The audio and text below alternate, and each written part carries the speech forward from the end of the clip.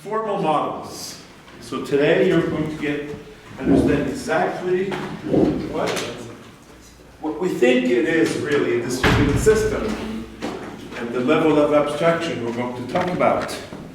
And this is not the right file.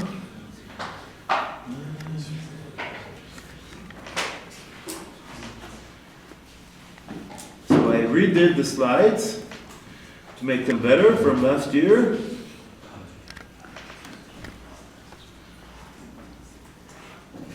So you should take the slides from the Moodle because I put them in there 1 hour ago.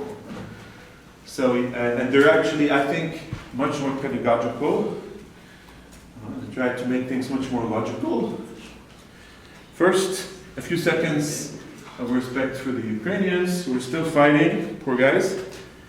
And now let's talk about formal model.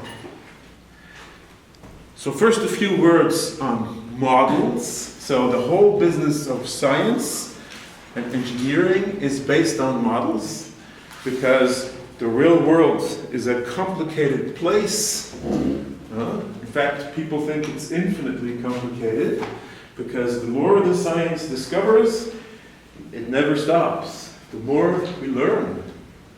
And so to understand the real world, we have to abstract away. So luckily, the real world seems to be a very organized place. It's a mixture of randomness and order, and there's enough order so that we can make very nice, good, simple models. Okay? So all of science depends on that. People talking about the laws of nature, that's actually nonsense, because the law is just something that the model presents. What nature just does its thing, okay? So if there's laws, that's only in the model. So modeling is very important. So today I'm going to make a model, and I'm going to explain why it's like this, and not another way. So it's not at all a simple thing. I mean, you can take the model and just accept it and use it, but it's very important to understand why we choose this model and not some other model. There's many possibilities, okay? So designing models is very important. Solving problems for making algorithms. We're going to build the algorithms based on the model, and then we hope it works in the real world. And it will, up to a degree. The model has some fuzziness around the edges, but it's good enough. Okay? So in your curriculum, your career in this university, you have seen already models, many models in all your courses. And there's two basic different kinds of models, discrete and continuous models. Most of your past stuff is continuous, except in algorithms and so on, there's discrete models. Computers are modeled usually as discrete systems. So the model we're going to see in this course is completely discrete, okay? We're not going to solve any differential equations or integrals in this course. It's a blasphemy, but it's discrete. So the real hard thing is picking the right level of abstraction. Not too rough and not too detailed. Okay? It has to be fairly detailed because you want to construct algorithms. You also want impossibility proofs, like what we saw last week.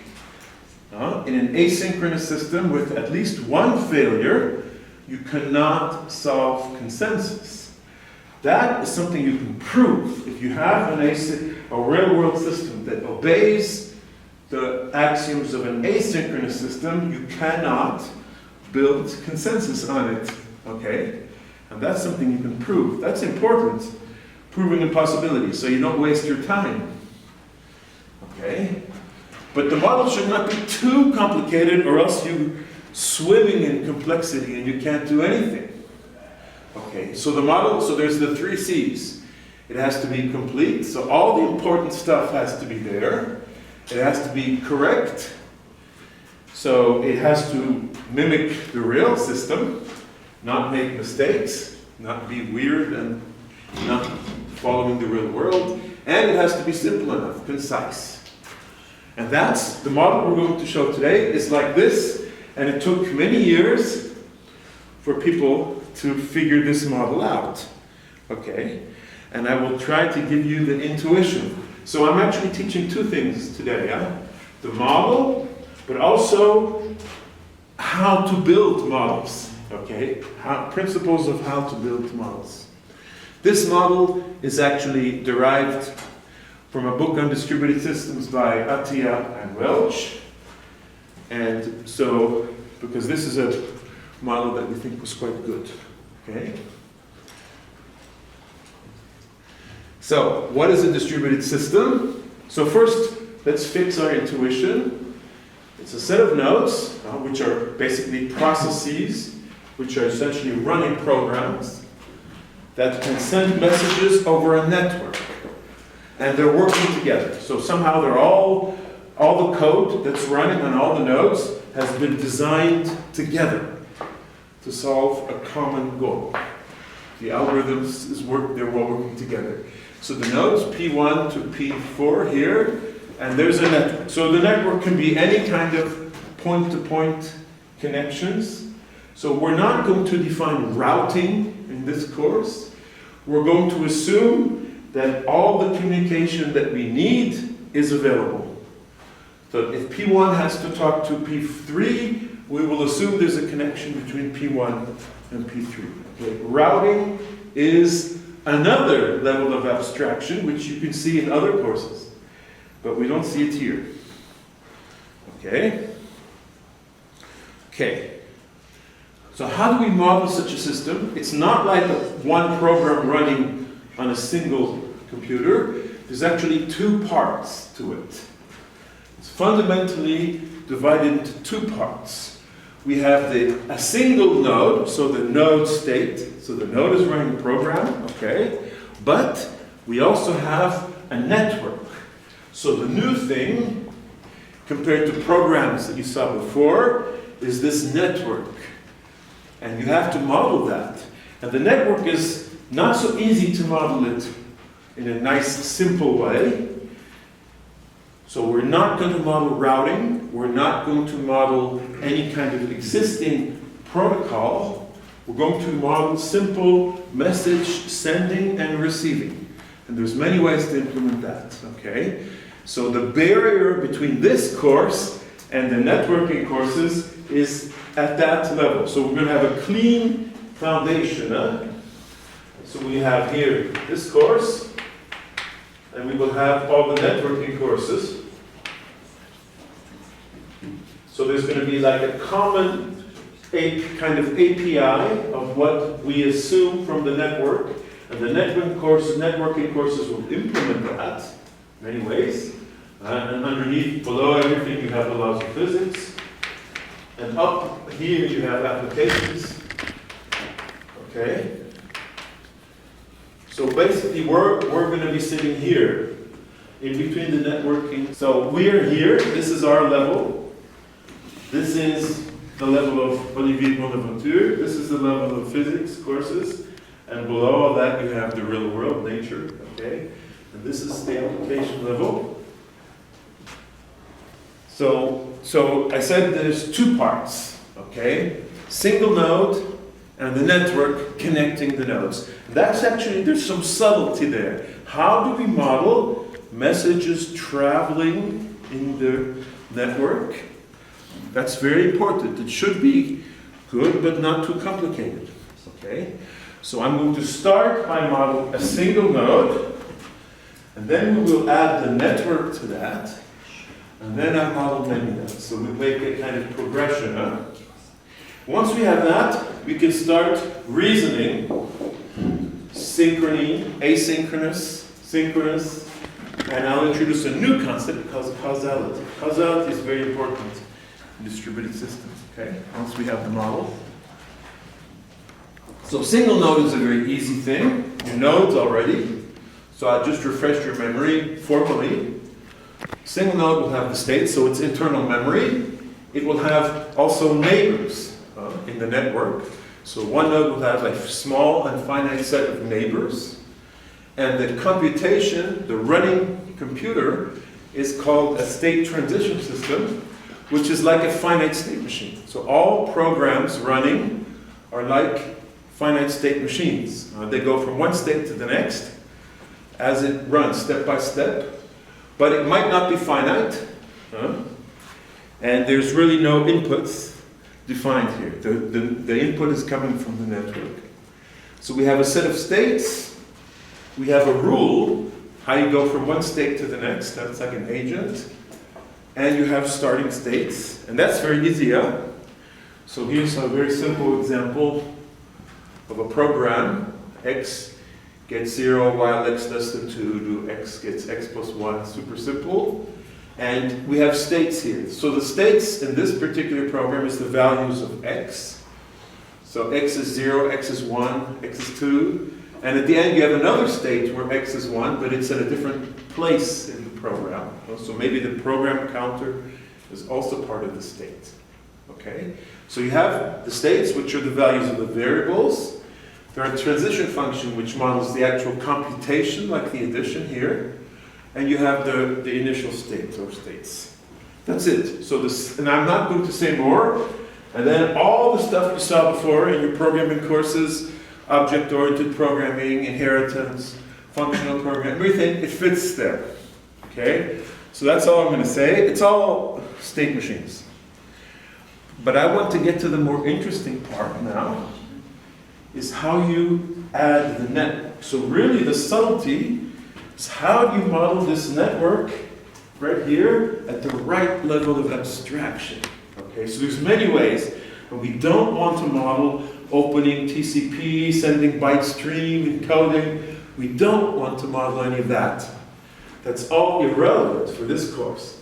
We want just message sending, where the message can be any kind of a data structure, okay? So how are we going to do that? Okay, so here's a node, P2, for example. It has neighbors. So this node has 3 neighbors, P1, P3, and P4, and there's a network, okay? And what does it have as state? Okay, so it has its own local state. So these are the variables. But now, what about the network? The network also has state. If I send a message and it's traveling in the network, that's something, that's state. But it's not a local variable, this state. It's something more nebulous. It's the state of the network. So how are we going to model that?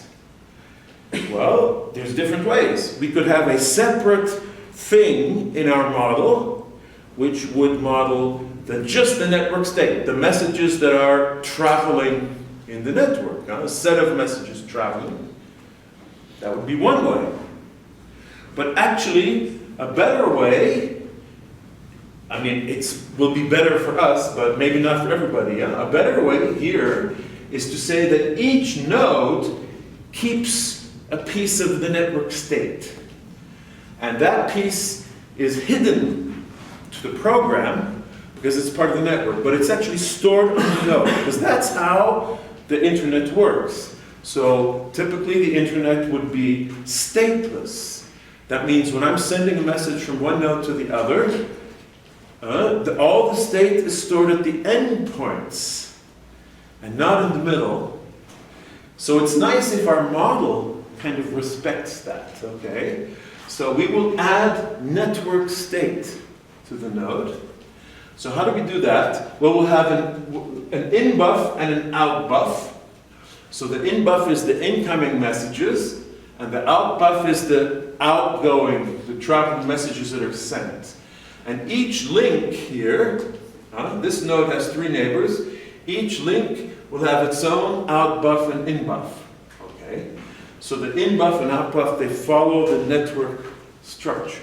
Okay? So that's basically the extra data that we have. We store it at the node, but the node might not see it. It can be invisible. But in the model, it will be part of the node. Okay?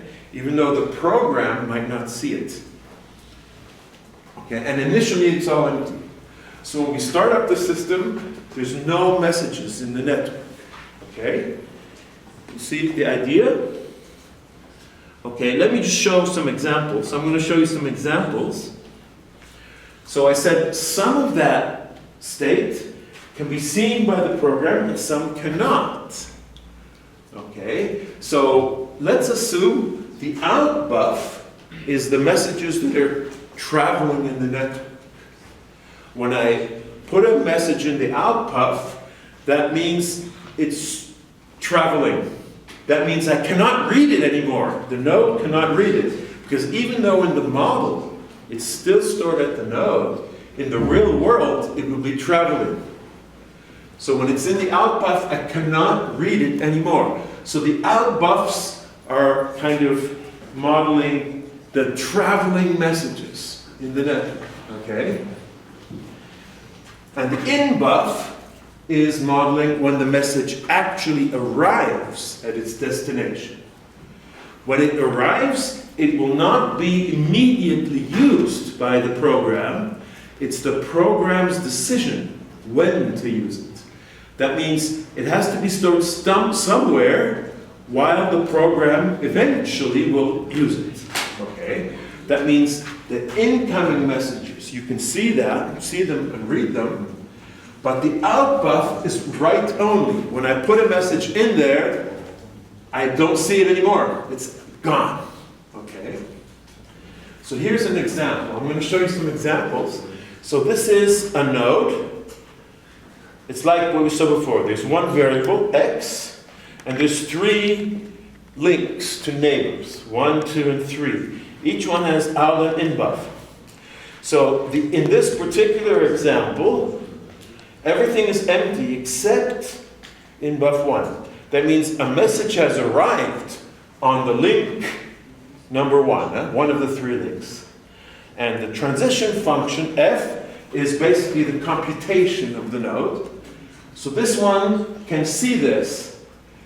So if I do a computation, the in buff 1 will become empty. That means I have read the message. And in this particular computation, for example, the x will change value. That becomes 1. Do some computation. And I also send a message. So I'm sending another message, M1, on the same link. So it's going in the other way. Huh? So on the first link, there's a message coming in, M0, and the function will read that message, do an internal computation, and send a message back on that link in the other direction, M1. So this is just an example. This would be an example of a single transition, which reads a message that has arrived, it does a computation, and it sends a message. Okay? So you see the in and out buff. Yeah? Question? So we don't broadcast the... There's no broadcast. If you want to do broadcast, you have to write an algorithm. We are going to see broadcast. Broadcast is not a simple operation. There's many different kinds of broadcast, reliable, atomic, causal, whatever. So you cannot, you could assume it as a primitive, but we're not going to do that because we want to study broadcast algorithms. We're going to see broadcast as an algorithm, okay? Because there's many kinds of broadcast. Otherwise, it's like magic, right? Broadcast is just primitive. But how does the system implement it? Well, in this course, I want you to understand how it works. So we're going to see that. So there's no broadcast as a primitive. We will implement it. But once it's implemented, you can use it in other algorithms. So once it's actually implemented, other algorithms can use it like a primitive. So we'll see it in a few weeks. But once we see it, we'll use it all over the place. But we won't assume it as primitive. Okay? So here's a more complicated example. So again, I'm looking at node P2. It has 3 links, just to give you some intuition of how the whole thing is working. So it starts here, no messages, and the value of x is 0. And then there's one transition, one message has come in on link number 1, and 0. Okay? And then it does a computation, so that the link 1, it's empty again. The value of the variable changes, it's equal to 1, and it sends a message on M1. Okay? And then some other node will read that message. Yeah? We don't worry about that. Assume here again, another message comes in on link number 2. Okay, fine. And now there's different possibilities. You could immediately do computation of this, but you don't have to. So it turns out the node is not doing computation right away, and another message comes in on link 2. So now there's 2 messages, and they're in a set. There's no order, okay? Order is something you have to program. It's not primitive. So now we have 2 messages in the in-buff, and now finally the node kind of wakes up and decides to work again. So it reads those 2 messages, they disappear. It does a computation, x equal 2, and it will send another message on link number 2. Notice the message on link number 1 here is still there. So that means it's still traveling in the network. And of course, there might be some other node that will read that message, and we'll see how that happens. Okay? So there is some primitive that will make the message jump from one node to the next. Okay? Okay, so, but first let's look at one node. So the execution of one node is very simple. Single node. It's sitting, it waits for a message to come in. When a message comes in, then it can do a computation. So it's basically only going to do something when a message comes in. When there's no message, it won't do anything. When a message comes in, it can go to step 2. It receives the message. It does a local computation, and it might send messages, maybe. 1 message on every link, maximum, or 0 messages. Maybe it's only doing computation. And after that, it goes back to 1. So this is a purely sequential program, okay? I'm not going to assume threads or anything like that on the single node. If you want threads, they will be like separate nodes, okay? But the basic node will be this sequential thing. Waits for a message, reads it, computes, sends message, and loop like that. Okay? So that's the node, the single node. And the messages are traveling in the network, and eventually they will arrive. So if I send a message to another node, at some point the message will arrive. So let's discuss this. So this code here, is it deterministic? What do you think? Is that a deterministic program? Does it make choices? No, it's waiting. It gets the message, it does something. So if it receives the same message, it will always do the same computation, huh? So it is deterministic, yeah? So where is the non-determinism in my system? So my system will be non-deterministic. It's not in the node, so where is it? What's the other thing here in this system? It's the network. The computation is deterministic, yeah? The transition function is deterministic. Okay? So the non-determinism is in the network. When I send a message, I don't know when the message will arrive. So I put it in the out buff, and eventually, but I don't know when, it will jump to the in buff of another node. So it will finish traveling. How long does that take? I don't know. That's the non-determinism. Okay? So it's in the network. Okay? What about I/O? Files or so on. What if I want to do I/O? Like display on the screen, or how would I model that here? So I don't have any files, I don't have keyboards, I don't have screen, display screen. How do I model? I would have to model them. How would I model them? It would have to be somehow in terms of this. So if I want to display on the screen, what would I do in this model? Well, I would just add a node which represents the screen. Okay, that's it. And displaying on the screen would be sending a message to that node. The keyboard would be sending messages. So when I strike the key, when I do a key press, it would send a message. So any kind of I/O is modeled as nodes in this system. I will not model anything else than this. Yeah. Because the network is non-determinism, so Yeah. how we don't know when the test will display in the screen. You're right. We don't know when. So in the basic model, it's asynchronous. If I send a message to the screen, we don't know when. The model will not tell us. In the real system, maybe it's very fast. But this model will not say anything about that. All it will tell us is that eventually it's displayed. I don't know, maybe it's more than 1 millisecond, maybe it takes a longer time. But maybe I'm sending a message over the network that's displayed. Maybe I'm doing a distributed multi-user game, and I'm sitting home, and the server is sending a message to my screen. How long does it take? Depends, right? So this model will not assume anything.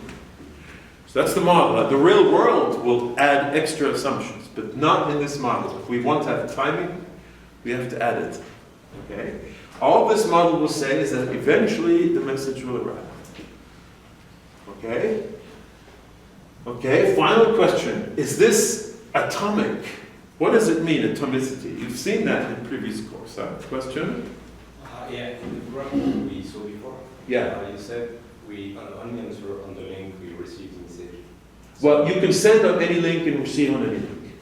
Yeah, but In the example, you receive on a link and it's sent on the same link. it's also just an example, so I can receive on the link 1 And send on link 2. But there, it does that. Huh? Here, for example, I'm receiving on link. Here I receive on link 1. I send on 1. Here I receive on 2. Yeah, I'm sending on 2, but it could send somewhere else. Yeah, it could send on any link. Because I was And receive on any link. I don't understand. So for the screen, if we add those, you can. So messages can come in. That's outside. So the node P2 doesn't know that. Huh? Message can come in. So these in buffs, it can see them filling up. Things are coming in. And when it does a computation, it will read all the messages. So it makes the in buffs empty again.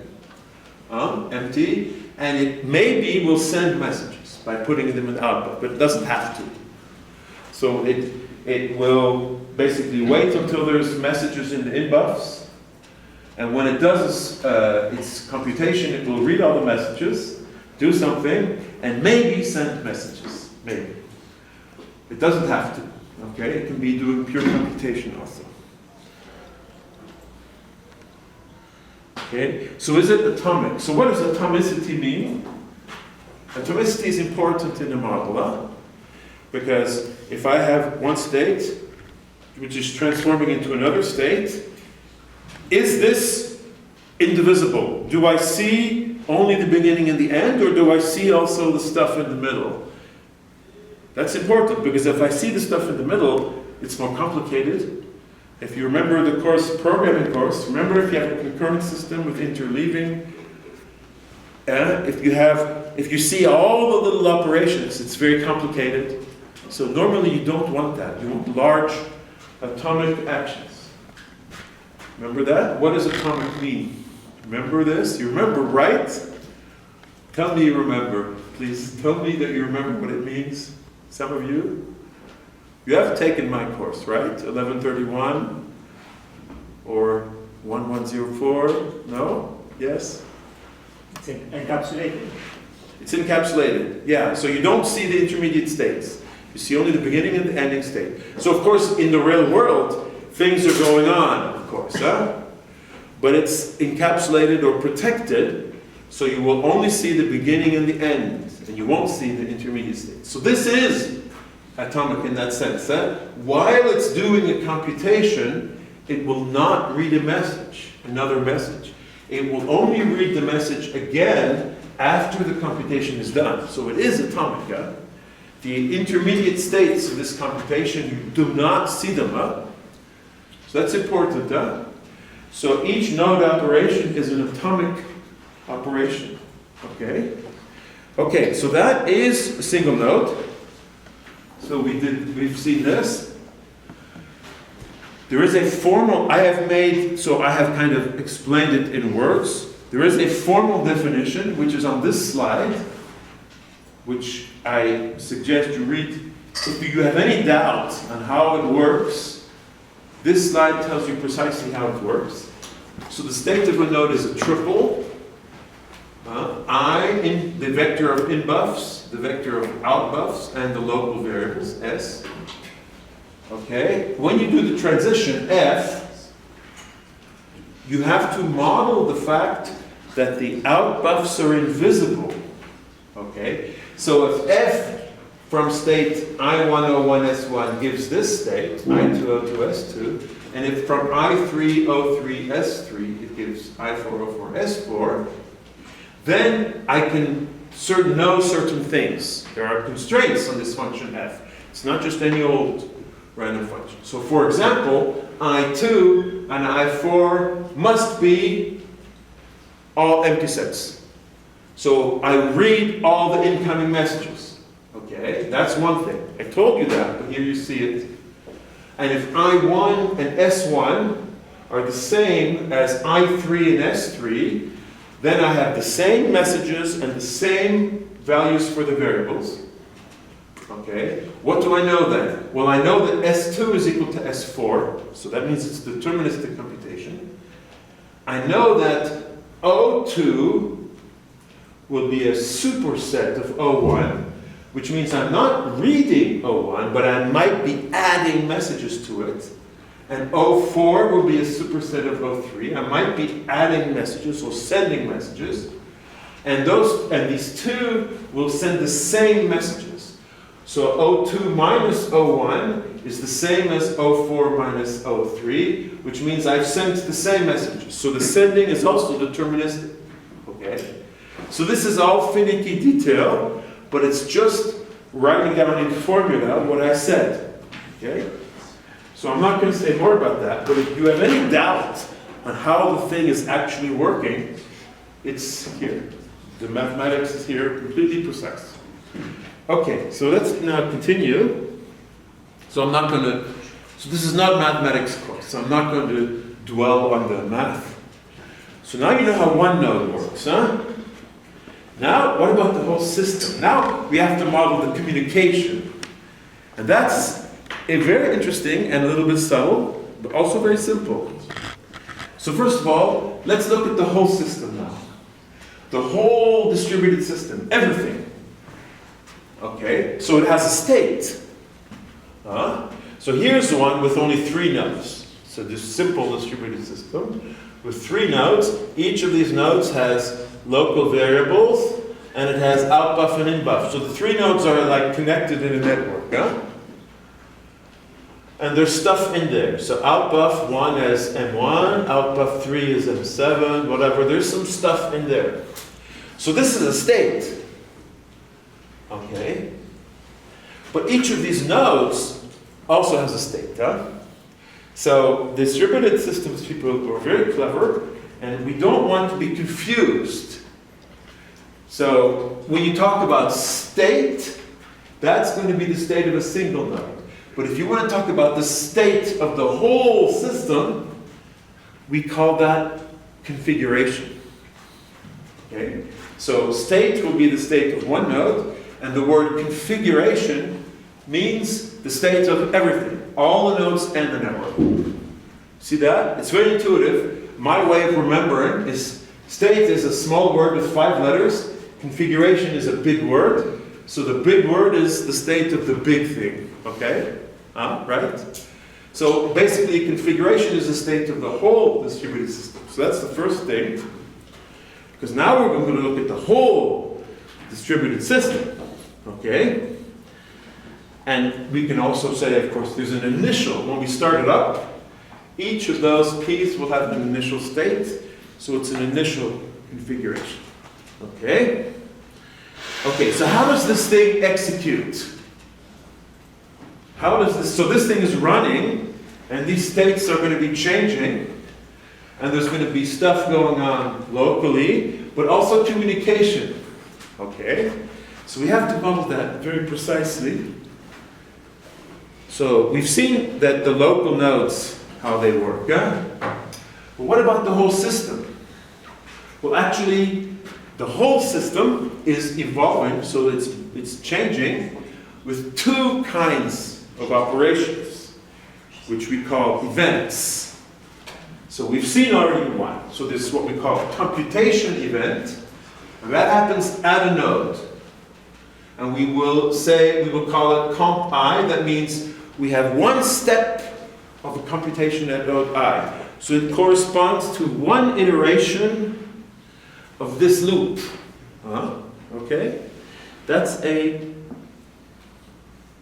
computation event. So if we have P1, P2, P3, for example, like this. So we can have a comp 1 event, which means this node has done a single computation, its loop. That means it's read the input messages, it does some computation and maybe sends. That's it. That's a comp event. But now we have to model the communication. And that's a new thing. That's something totally new that's part of distributed systems.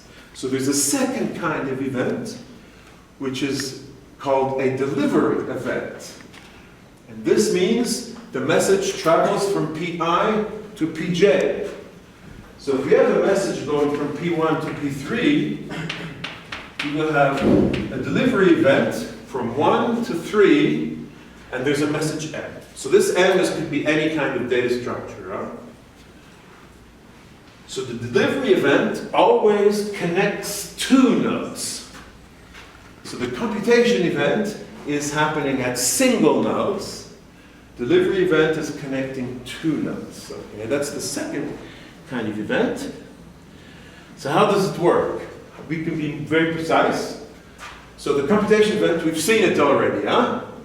So it's here, we saw it here, right? Everything that happens at one node. So it basically applies this transition function that we saw on node Pi, and it does one iteration of the loop. Okay, that's a comp event. But what about the delivery event? This is a new thing. Okay? So there's links here. Here we have the link 1, 3, here we have 2, 3, and here we have the link 1, 2. So the link between two nodes, it's identified by the numbers of each node. Huh? So node Pi, Pj, there's a link, Ij. And on the link Ij, you can have delivery Ijm. And what does this do? What does this delivery event do? It doesn't do computation. It won't do calculation. It does this. It moves the message M from the out buff of Pi to the in buff of Pj. So if we have this, so if the out buff has message M1 and the in buff is empty, the delivery event, let me use color. I can find color. Del 1, 3, and 1 will cause this out buff to be empty and this in buff to contain M1. So this is an atomic step. This is indivisible. It's before and after. There's nothing in between. So the M1 magically jumps from P1 to P3. So this is how we model the network travel time. You see that? We're assuming that the message will magically, instantaneously jump from 1 to 3 in the model. Okay? You see how it works? So the del event is doing no computation. It's just making the message jump from the source to the destination. Okay, so let me make it a little bit more precise. This link. So this is a new slide that I added that was not in the original thing. So here we have PI and PJ, and there's linked IJ. So what happens on linked IJ? Well, it has the end points. So there's the out buff of PI here, and the in buff of PJ there. And the other one too, but I'm only looking at one direction here. Huh? The out buff of PI is the messages that are sent from PI. And they all go into the out buff. And all the out buffs of all the nodes in my whole system, taken together, you can call that the network state. It's all the messages that are in the network. Okay? They have been sent, but they are not yet arrived. So they're somehow floating around in the network. So in the model, they're all in the out buffs. And then, as the delivery events are executed, they will start arriving. So the in buff of PJ contains the messages that are actually locally sitting on node PJ. They have arrived, but they're not yet used in a computation. Okay? So this is managed by these delivery events. So each of these links, IJ, can have delivery events. So there's many possible delivery events. They're for all values of I and j. And what it does when it executes in the model is it moves M from the out buff of PI to the input of PJ. So this message in the model instantaneously hops from PI to PJ in one step. So I'm not modeling how the message is encoded, the packets, the routing, all kinds of weird stuff. TCP is a very complicated algorithm. I'm not encoding any of that. For me, it's this. The message magically hops from PI to PJ. Because why am I not modeling that? Because I'm not interested in that here. I want to build distributed algorithms. I don't care how the message travels. Okay? All I care is that it eventually gets there. So in the model, it's instantaneous. Interesting, huh? What do you think of that? So of course there's a question. In the real world, the messages will take time. So you can't really ignore that, right? You can't really ignore that. So the model actually does model that. The message travel time. So the little d means that you guys have to answer this question. So even though the del event will instantaneously make the message hop, our model, which contains comp and del events, they're happening, comp and del events, it does actually model the time. How does it model that? What's going on here? So now you guys have to think a bit. So how does our model take into account message travel time? Even though formally the del event does not do it. This, when you execute this in the model, it's an instantaneous hop. It's very nice, of course. It's simple. But how can we get away with that? What do you think? Have a yes? It's the time between when it's arrived and it's composed. That's one thing, yeah. So when the message arrives, it's not instantly used. So the local node maybe doesn't immediately use it, we'll use it later on. So that's one way that time is added. But there's actually another way that time is added.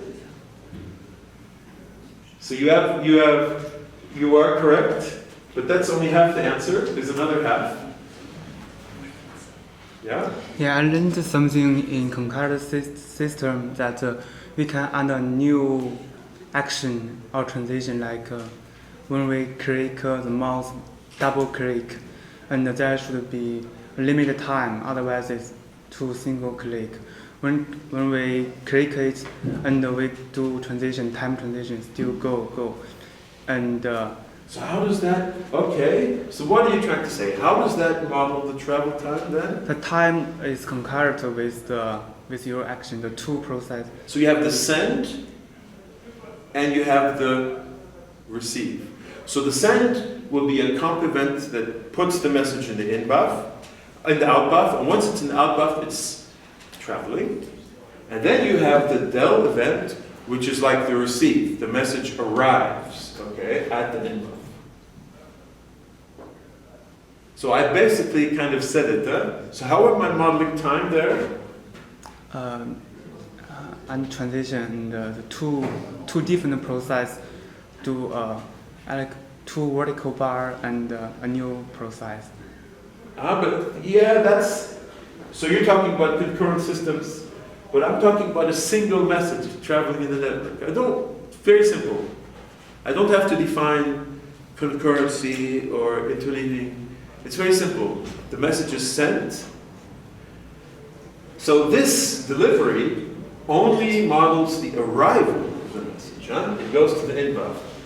It doesn't do the send. Notice I did not say that the send and the receive are together instantaneous. I only said that when it actually arrives, so that it's in the out buff of PI, but that's the model. So it's maybe not really stored at PI. You have to make the difference between reality and what the model is telling you.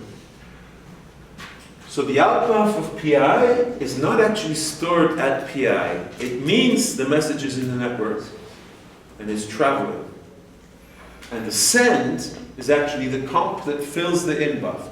So I fill the in buff. That's a comp event.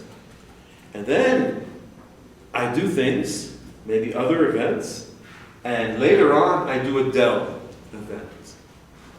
You see what's going on here? So there's a whole sequence, so the whole system is running, you have all these comp and del events. So I send the message, I put in the out buff, but I don't receive immediately.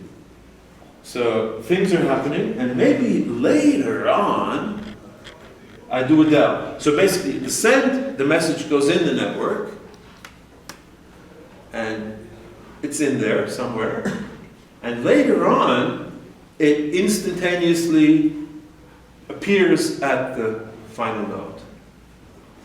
So you see what's going on? So I am modeling the time, because in between the send and the delivery, I can have multiple other events, and it can be very long. It can be many, many, many, many events. It can be very slow. So I am actually modeling the time. Okay? So basically, just to conclude the delivery, when I run my system, so my big system is running, it starts in configuration C0, and then there's an event, computation. And then it goes to another configuration, and then there's another event, maybe delivery. And so the system is always going from one configuration to the next, and there's always an event in between. Okay? So when the system is executing, it's always doing comp and delivery events. So you can compare this to a program running on one process, which would only have comp events. There's no messages. But here we have a network with messages.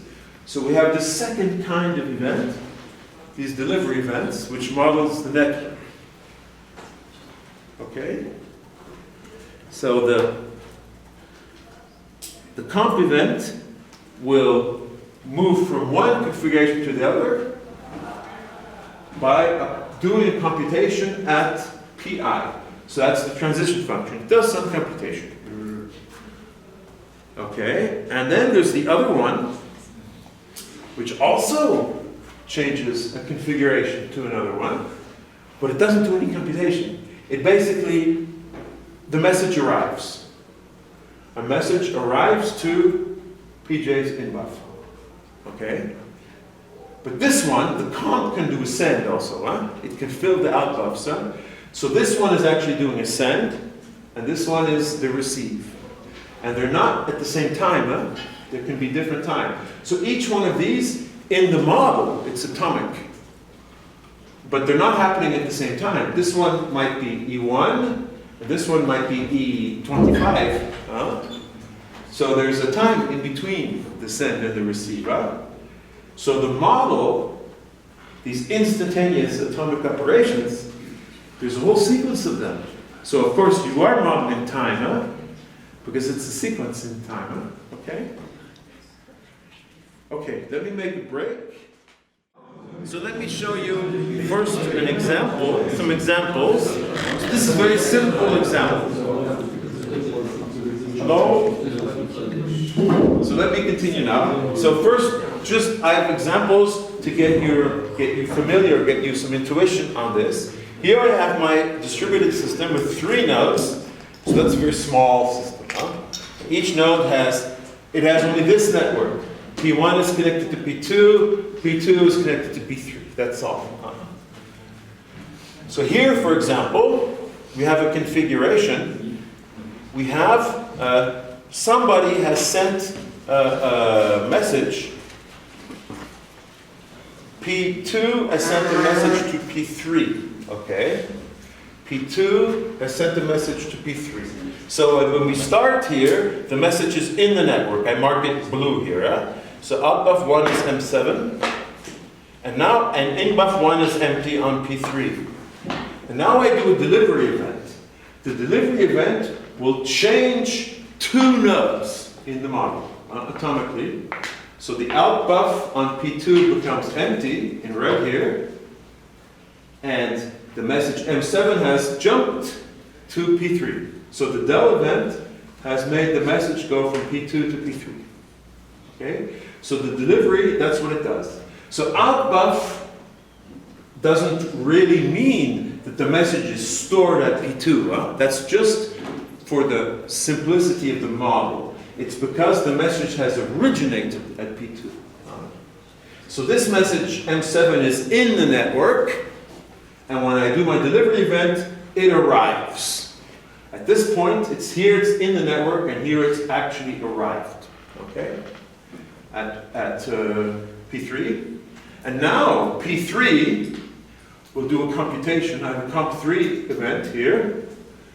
So here I will now make in buff 1 empty, and I do a computation. So the local state 11 becomes 12, and I send a message. Okay, I don't have to, but in this one I'm actually sending a message back to P2. So there's an M8 in the outbuff. So this one is in the network, So it originates at P3, but it doesn't stay at P3, So you can assume everything in the outbuff is traveling in the network, okay? So you see all the network state in the model is located at nodes, particular nodes. That actually models pretty well one of the fundamental principles of the internet, We have end-to-end computation. That the network itself has no state. All the state is at the endpoints. Okay, so that is actually respected in this model. So here's another example, a little simpler, but here I want to focus on the comp event.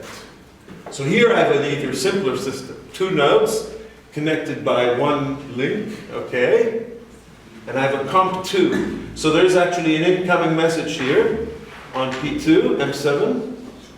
So the transition function will run here. So this is the configuration 0, and this is configuration 1. But if I focus on just node P2, the node P2 has its own transition. Remember when we looked at single nodes? Each node has a transition. So I can focus just on P2 and see the transition, which is a triple. The initial state, the final state, and the node, sorry, the value of the variable. Or is that? No, that's the node that it's happening. Sorry, initial, final state, and the node. So this is the transition vector. Okay. Okay, so that's it. That's the model. But now let's start using the model. Now let's start reasoning.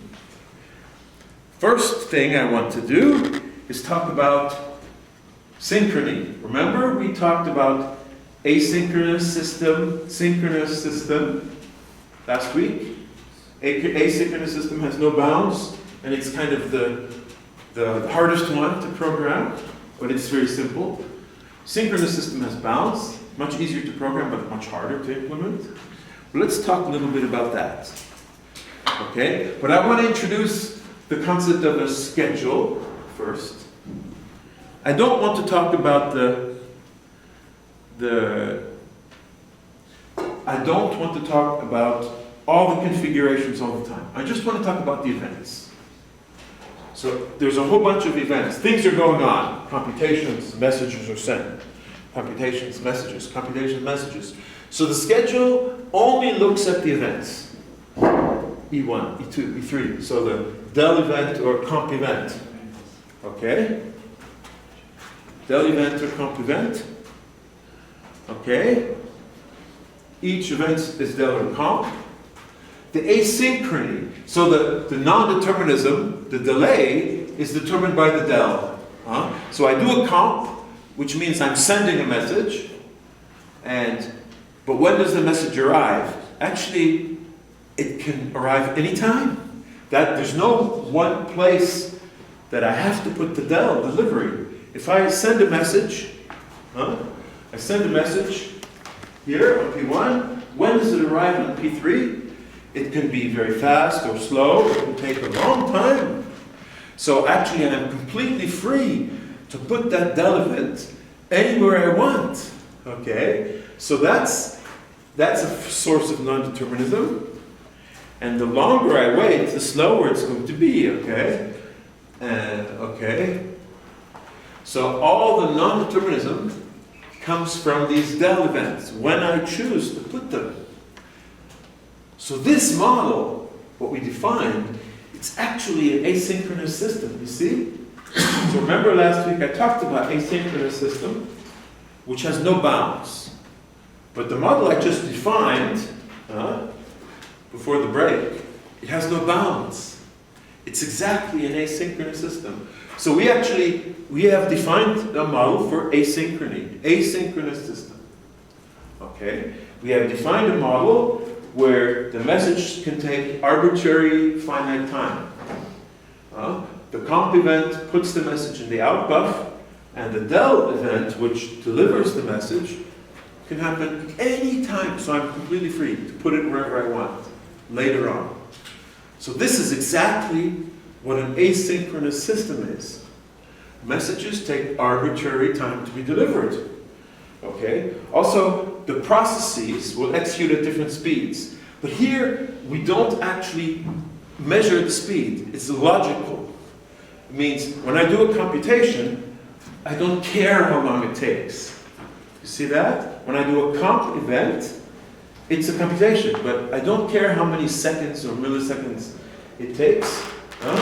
All I know is that it's finite. Well, that's exactly what an asynchronous system tells me. The process could be running at any speed in this model. I'm making no assumption on the process speed. I'm making no assumption on the message travel time.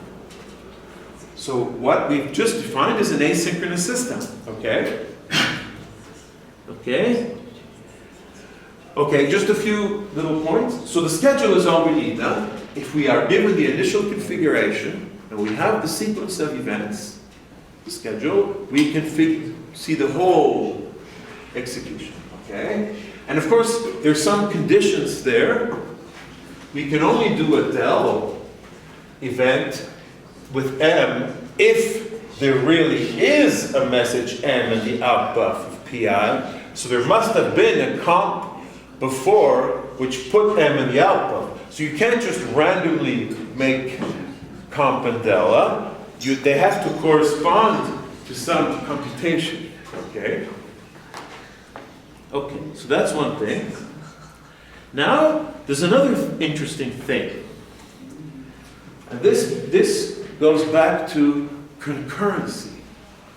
So all of these processes are running independently. So they're concurrent, clearly. But we have more than that. We also have messages in the network. So remember, in a concurrent system, at least if you saw my course, a concurrent system, the threads have to be fair. Remember that? Means the scheduler cannot forget a thread.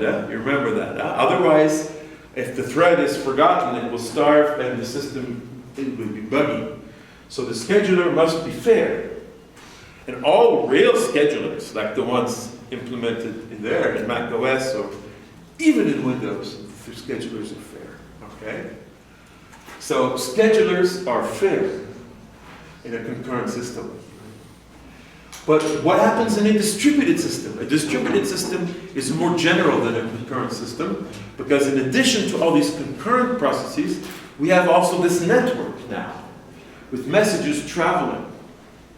So there's also a fairness condition for the network. Huh? That's logical, huh? We have fairness for the processes, so that's we keep it. But we have to add a second fairness condition. And this is called admissible. So admissible is the same as fairness, but for a distributed system. Okay? So the condition is every message sent is eventually delivered. So you can't have a message going in the network and it's forgotten and it never arrives. You can't have that. So fairness means that when you send a message, it has to arrive. Of course, unless there's a failure. Failures are different here. Now we're not assuming failure yet. If we have a perfectly correct running system, a message that is sent must eventually arrive. Eventually means in finite time. So this is a second fairness condition for the network. And together, this is called admissible executions. So you see, it's generalizing the fairness for concurrency. So you see, distributed systems are actually very natural, general form of concurrency. This new thing, the network. Notice we have this, there's another point.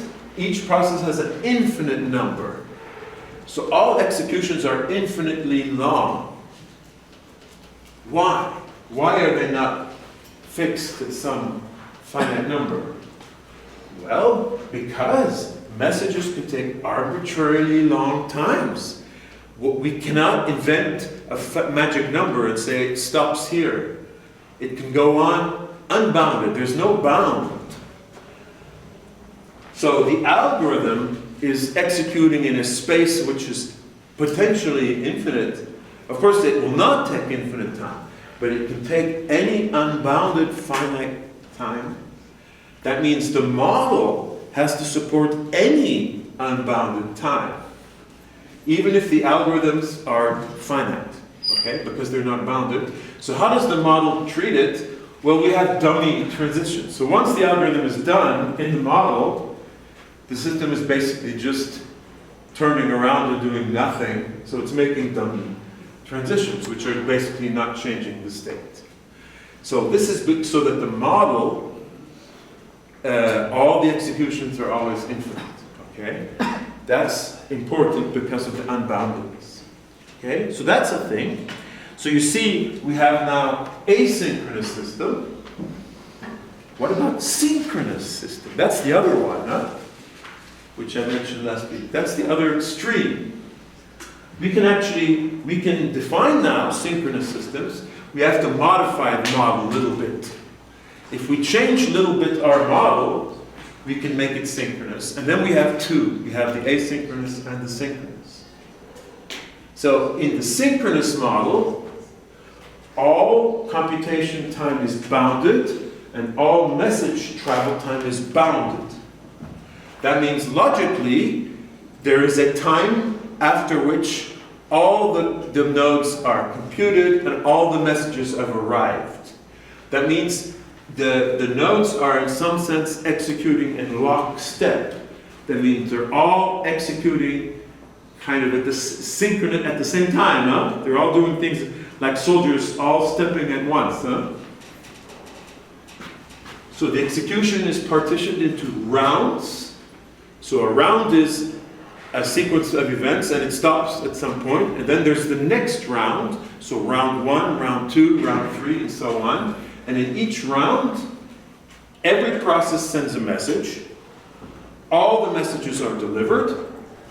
And every process will do one computation step based on the message it receives. So that models a synchronous system. Huh? That means logically, after the round, we have achieved the bound. Huh? We have all the message arrived. So all the messages have arrived, so the bound is achieved. And all the processes have compute, so the computation time bound is also achieved. So logically, we are modeling a system with bounds, even though we actually don't say what they are. Huh? See that? Maybe the bound is 10 milliseconds in the real system. Well, in this model, you don't see the number 10 millisecond anywhere. It's a logically synchronous system. Huh? So logically, this is what it means to be synchronous. Huh? Is that all nodes are basically executing together and including the network. Huh? Okay? So more precisely, so the rounds are disjoint. So which means is I have events from 1 up to some number is the first round. And then after that, the second round starts up to a certain event. And then the third round, there's no overlap. And each round has one delivery event for every message in outbuffs, and one computation event on every process. And that's it.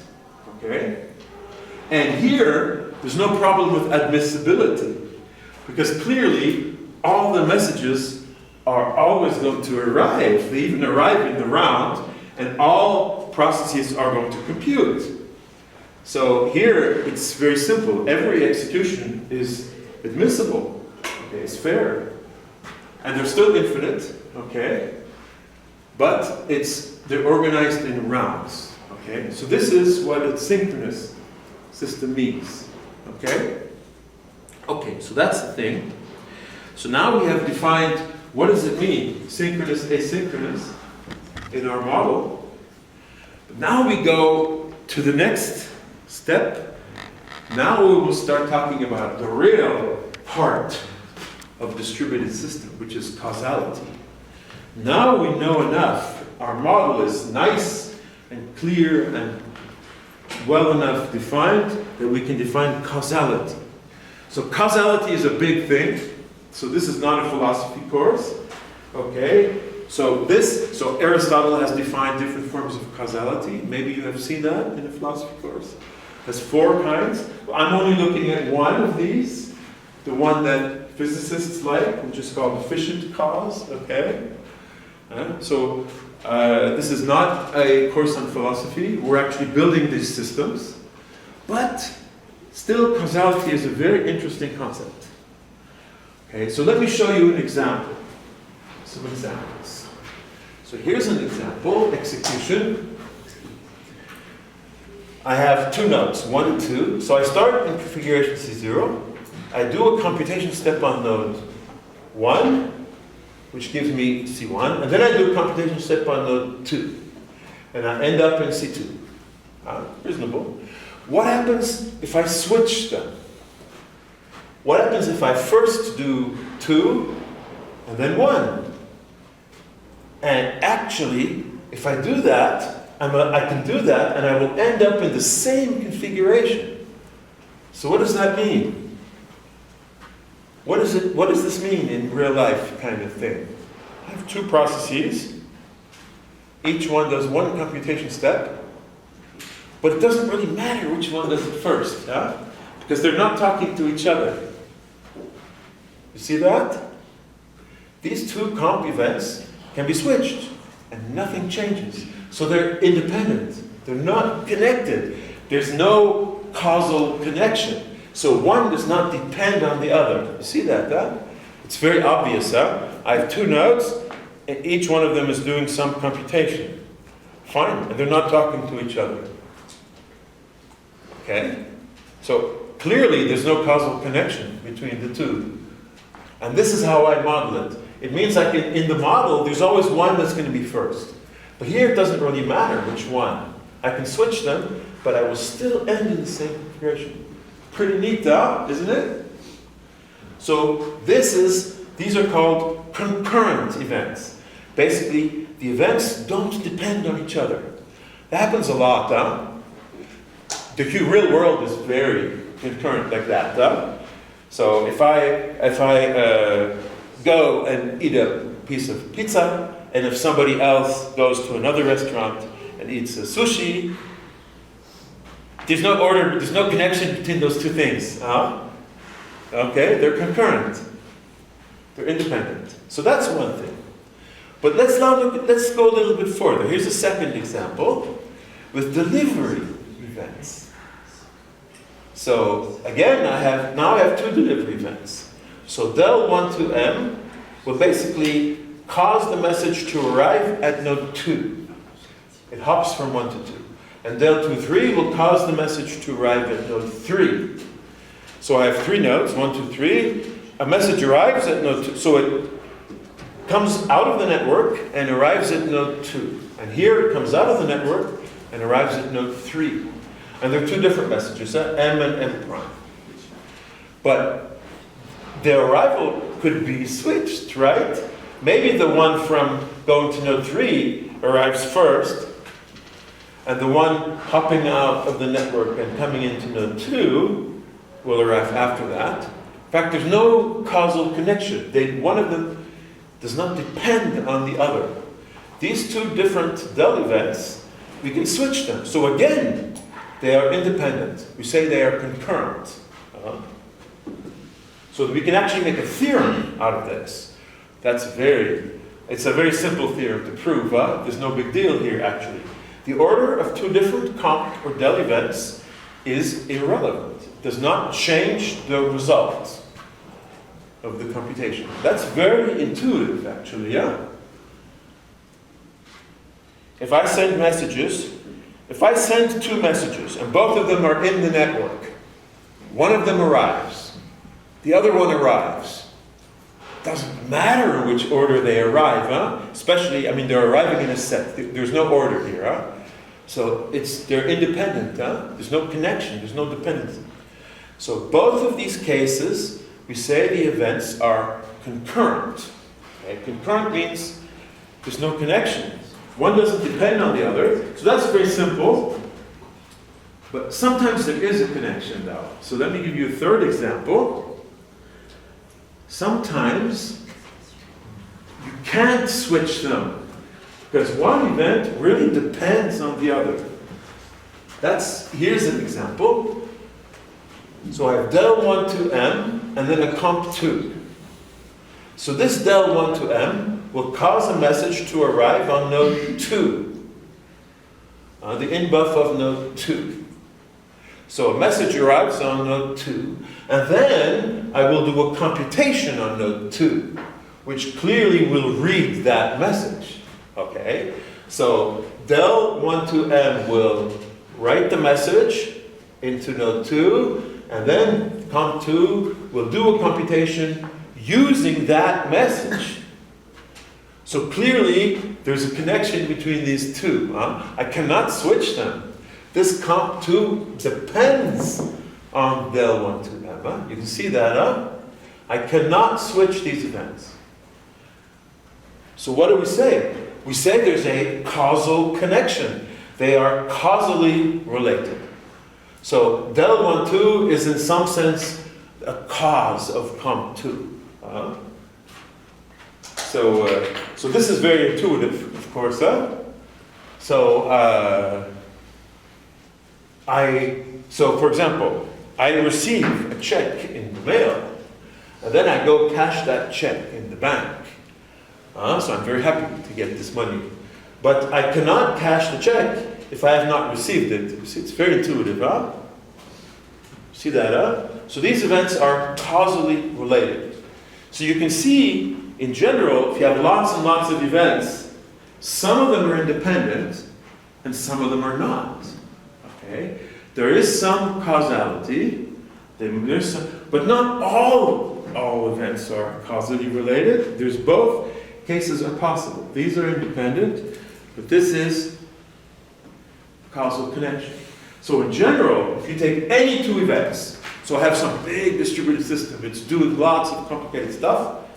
If I take any 2 events in there, I can ask the question, are these events causally connected or not? Are they independent or not?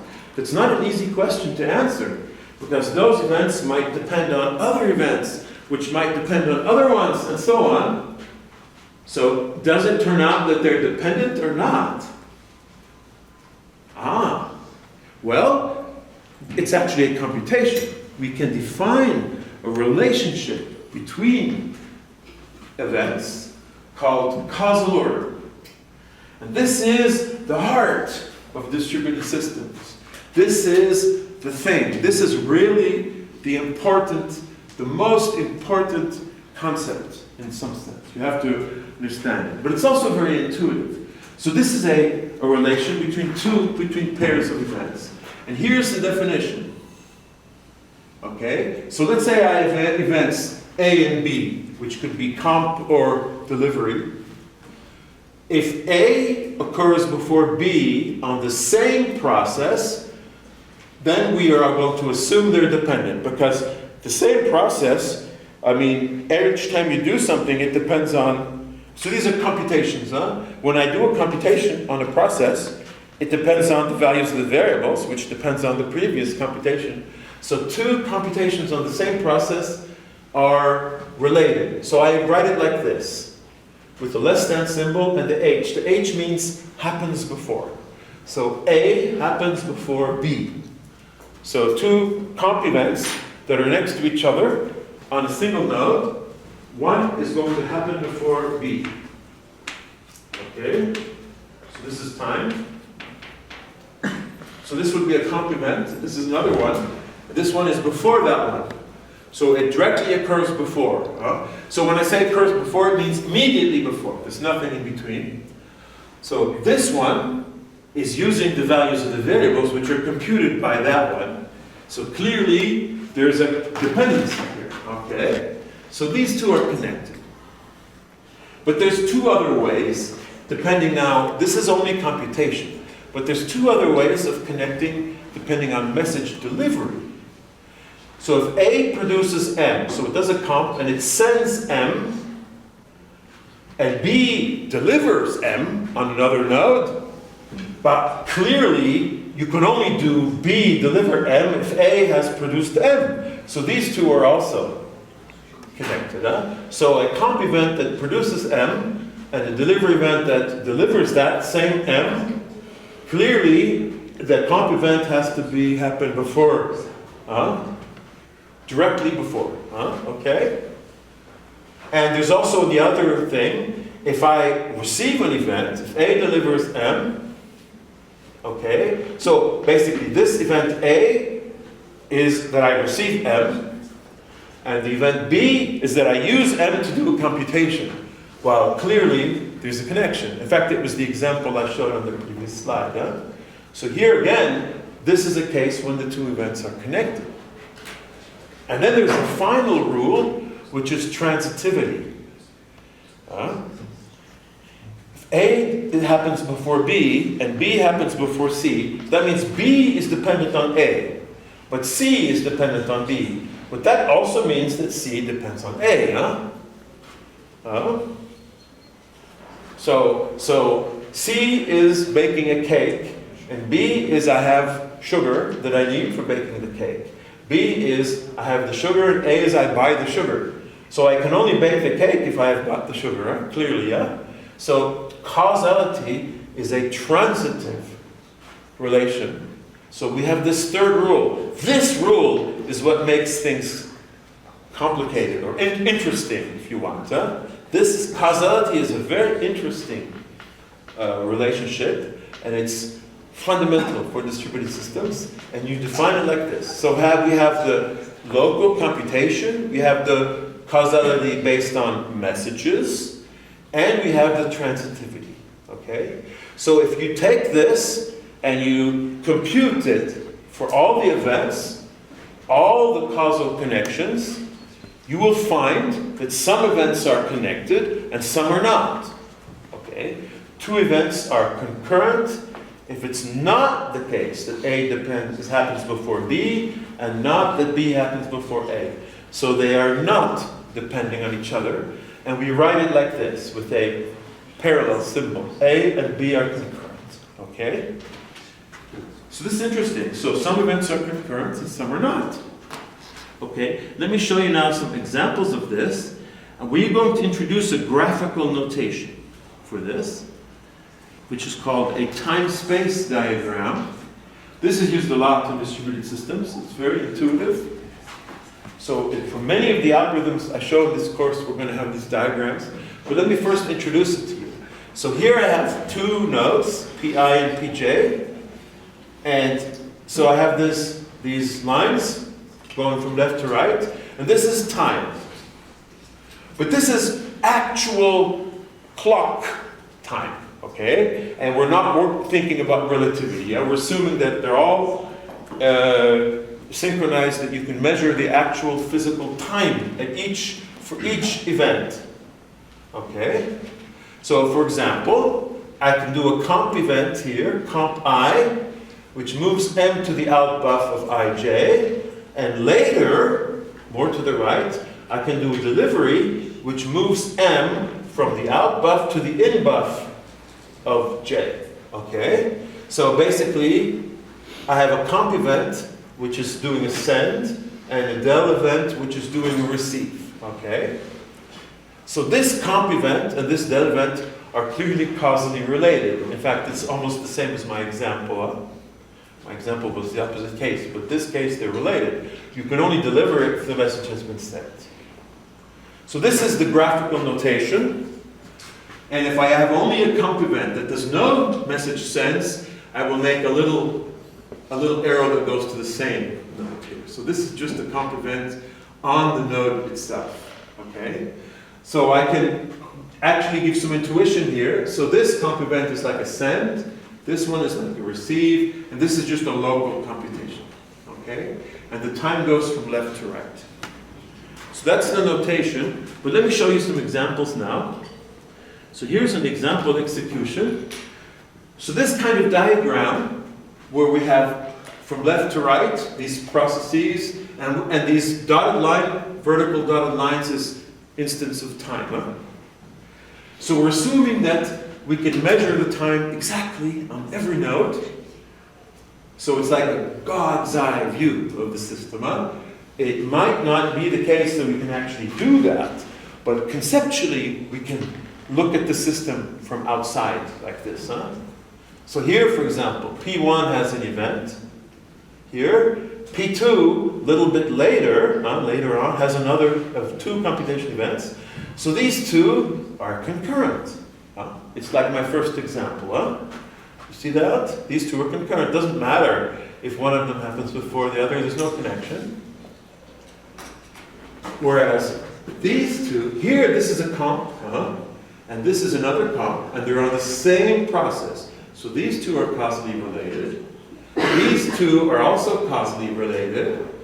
This one and this one are causally related because of transitivity. Because this one is related to this one, and this one is related to this one. So because of transitivity, these two are related. Because of transitivity, this one is causally after this one, okay? And this one is causally after this one, okay? So you can define all the causal connections. You can see some of them are concurrent and some of them are not. So for example, this one and this one, well, they both depend on this one, but there's no direct line of causality from one to the other, okay? So these two are independent, whereas this one and this one are causally connected, okay? Causally related. This one happens after this one, okay? So this is a nice exercise where I let you guys do which events here are causally related. Which, you can look at all these events and tell me, are they causally related or not? Okay? Okay, you see that? Okay, now we go one more step. So causality, here we have God's eye view. So this time-space diagram, you can't usually see it inside the algorithm. You can only see it if you look from the outside, reasoning about the algorithm, okay, like we're doing now. You can't really see it inside. So what can you see inside? What you can see inside is much less. It's called the view. What you can see inside is the view. So if I have an execution E, and I look at node PI, if I'm sitting at node PI, I can see the events that are happening on PI. That's the view of E in PI.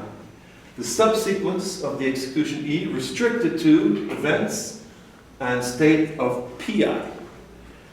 It's basically, I'm sitting at a node and I see the events happening.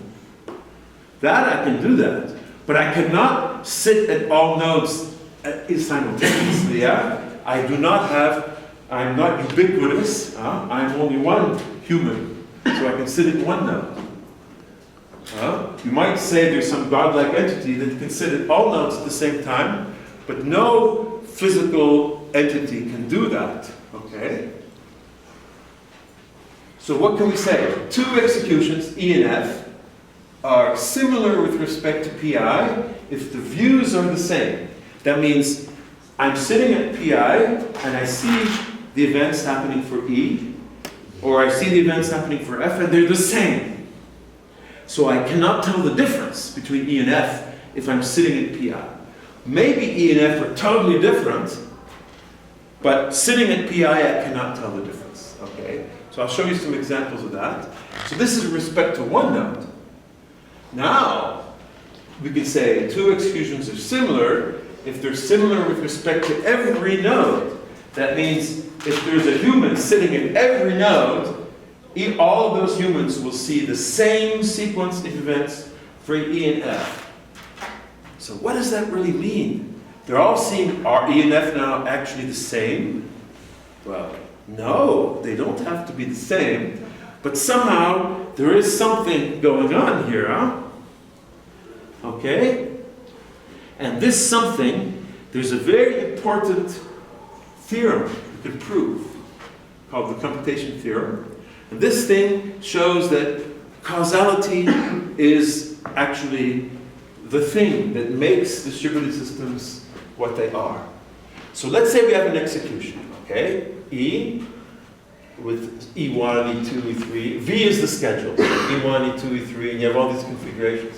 We have this events, comp and deliver and comp and deliver, all kinds of events.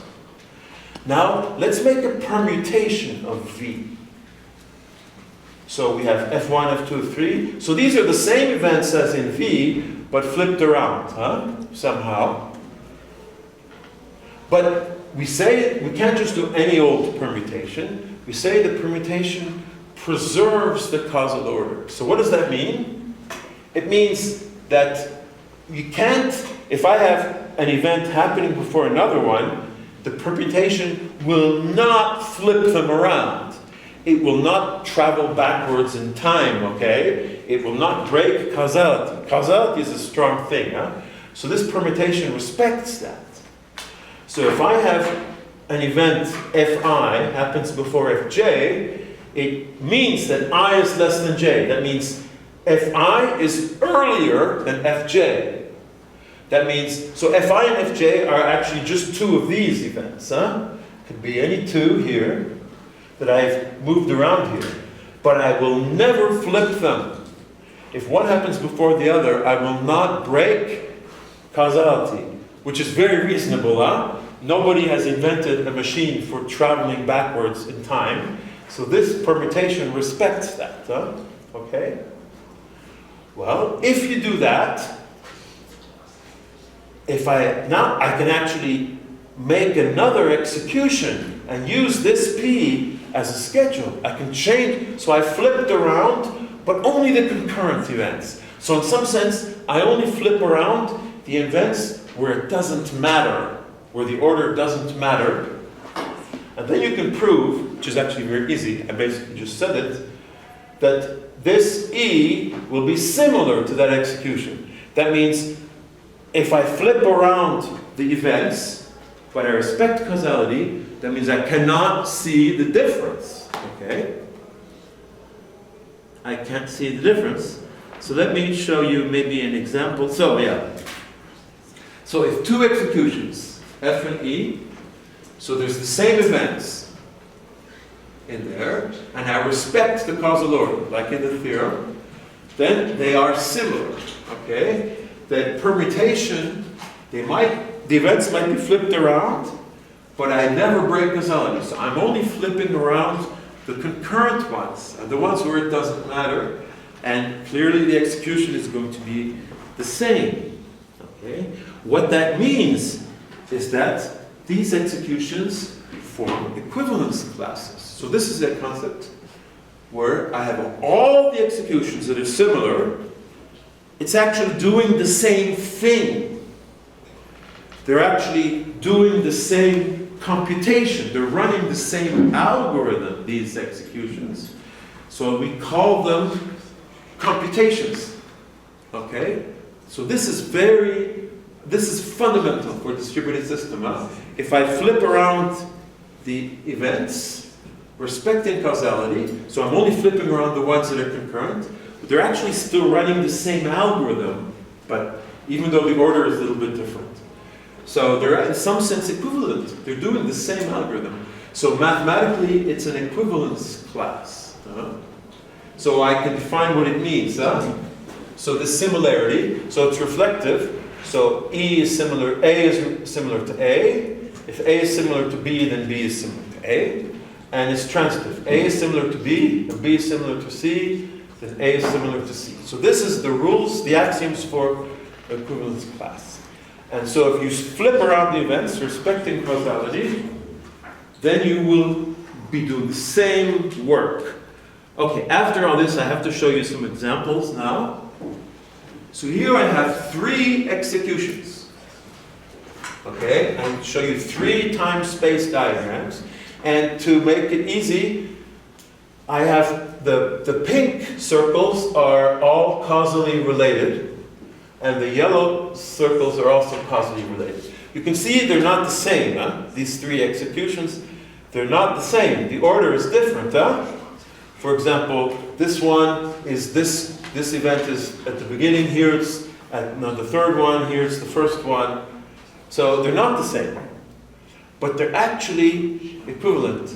So how can you see that? We look at P1. P1 has pink, pink, and a comp. P1, pink, pink, and a comp. P1, pink, pink, and a comp. If you look at P2, it has this, this, and this. And the P2 on the second one. The same events. P2 on the third one. Same events in the same order. P3, the yellow, and the pink. Yellow, yellow, pink. Yellow, yellow, pink. So that means all the executions, if you look at the single nodes, they're exactly the same. They're similar. That means, in fact, that they're doing the same work, these algorithms, even though the order is different, because causality is preserved. They will all respect the dependencies, even though the order is different. See, you only have to respect dependencies. If the 2 events are concurrent, it doesn't really matter. Okay? So causality, if you respect, as long as you respect causality, you can change things. As long as you respect causality. Okay? So these 3 executions are doing the same computation. Okay? And let me finish with 2 results that are kind of very intuitive, or maybe counterintuitive. Okay? No algorithm, no distributed algorithm can observe the global order, can see the time-space diagram. Basically what that means is, I cannot write an algorithm that at the end of its execution will print out this picture, or this picture. I cannot do that. That is impossible. I cannot, and the algorithm, inside the algorithm, I cannot see the time-space diagram. I cannot see it. Well, that's easy to prove, actually. Assume you have such an algorithm, that it actually knows this picture at the end. Well, I take 2 similar executions that preserve causality. According to the computation theorem, the final result is the same, exactly the same. So they could not have different pictures, okay? They cannot observe this difference. there's no way two algorithms respecting causality, two executions can print this picture. So this picture, it's only the God's eye viewer can see it. You can only see it by reasoning. The algorithm itself, in the model, assuming of course we respect the model, in the model we only have causality, we cannot print it. That's one result. And let me give you now just the second one, okay, which is also very interesting. You can actually break the theorem. If you extend the model by adding a hardware clock, okay, counting nanoseconds. Every process has its little hardware clock. That's no longer respecting the model, okay? Because each event now has a timestamp, which depends on exactly when it's executing. So each process can read the local clock each time I have a local event. The final configuration, even if you preserve causality, you will have different clock values. So that's contradicting the theorem, okay? So the theorem doesn't hold. So if you have hardware clock, you could print the diagram. So a hardware clock is a very strong thing. So do we have hardware clock or not? It depends. You see, so in this model, we're going to, we start by assuming there's no hardware clock. We only have this model of events going back and forth and causality. Okay? But maybe you want to extend. So summarizing all this, in distributed systems, so the basic ones we saw, the asynchronous systems, causality is all that matters. Everything is driven by causality. So that's kind of the conclusion. So how can we determine causality? Well, we'll see that next time. You can actually create an algorithm that figures out whether the two events are causally related or not. That's not contradicting the theorem, huh? Because every execution, it will figure the same thing, huh? And they're called logical clocks. And we'll see two clocks. One of them is the Lamport clock, which is the simplest one, and the other one is the vector clock, which is a more sophisticated one. And with that, you can actually figure out the causality. But that's okay. No contradiction. Because all the executions, of course, have the same causality. Okay, so let me stop there. So now you have a lot of stuff to digest. So I suggest you meditate and think deeply.